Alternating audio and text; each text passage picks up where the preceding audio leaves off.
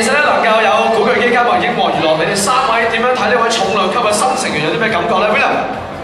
其實古巨基有好多歌都係代表住我哋年青人。其實佢唱好多歌，每次唱都觸發好多我哋嘅心聲。咁所以一嚟咧，佢有好多 gag 啊嘛，咁啊可以嚟到又可以傳授下我哋唱功，又可以傳授下我哋啲 gag 咁樣咯。你好似好想學咁樣，好嘢，果然識貨啊！好 ，Steven。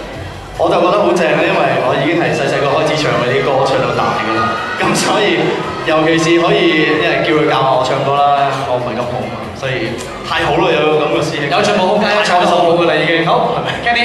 係咁，我覺得最開心。今日我同 Steven 一齊唱歌咧，就因為我記得佢出道嗰年咧，就係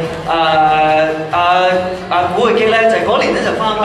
我記得佢嗰年翻嚟，咁佢咧，我記得嗰年同佢一齊做好多活動，佢咧就俾咗好多意見我哋兩個人，咁令到我哋獲益良多。咁同埋我仲記得佢嗰時話會同我哋做一首歌嘅監製。咁但係不過因為嗰陣時佢唔同公司，咁但係不過而家大家同公司啊，咁我覺得即係一定會問佢4個字水到渠成啊！真係，一定會問佢攞翻呢首歌。好，俾你